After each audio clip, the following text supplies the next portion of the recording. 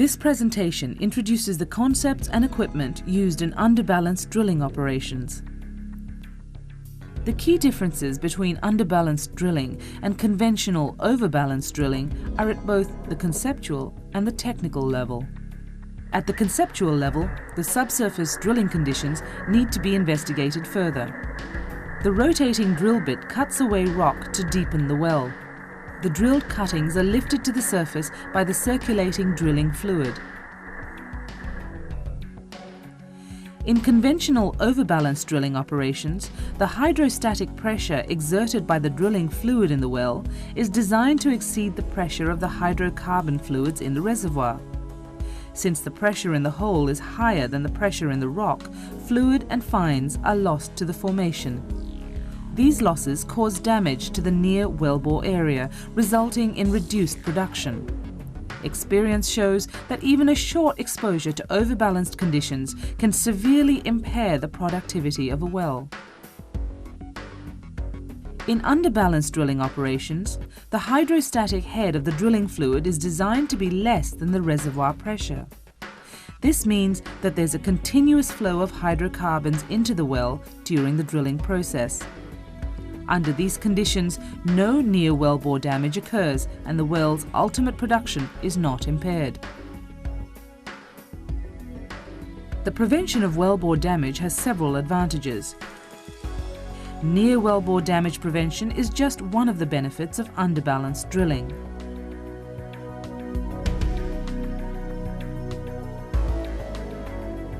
Another benefit of underbalanced drilling is the reduction of drilling problems, such as differential sticking and drilling fluid losses.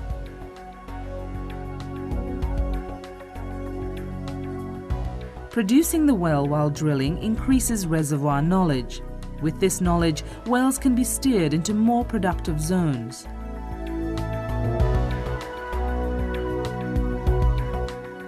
Reservoir pressure and depth determine the required density of the drilling fluid system.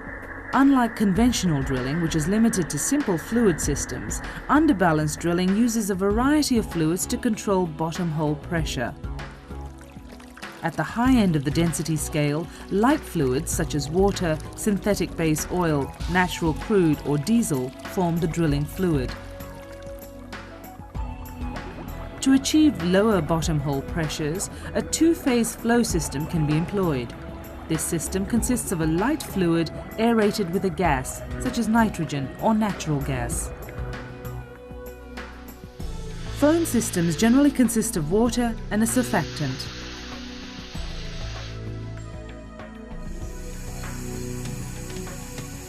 At the low end of the scale, mist or air-based systems can be employed. Each of these fluid systems requires a different surface setup. In what follows, the commonly used two-phase flow system is shown as an example to illustrate the technical differences between underbalanced and conventional overbalanced drilling. A two-phase flow system setup consists of the following elements. The light drilling fluid is stored in the rig's mud tank system and is pumped to the well by the rig fluid pumps. Lifting gas, in this example nitrogen, is injected into the fluid stream. Depending on the quantity of nitrogen needed, the source of the gas can be cryogenic tanks or a membrane unit that separates nitrogen from the air.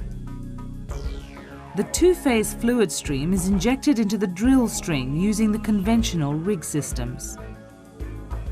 The two-phase fluid exits the bit at the bottom of the hole, carrying drill cuttings up the annulus.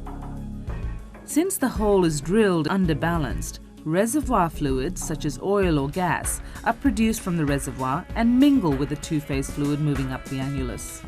This means that the well is producing while being drilled.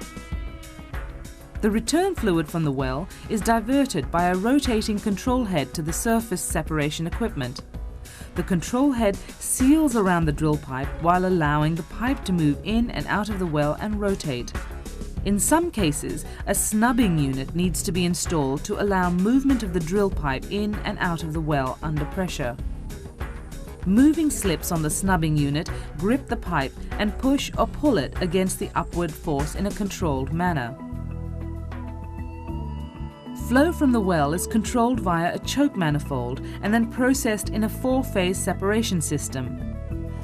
This system separates the returns into its constituents: light fluid, crude oil, nitrogen and natural gas, and rock cuttings. The separated cuttings are collected for disposal. The separated hydrocarbons are sent on to production facilities or flared.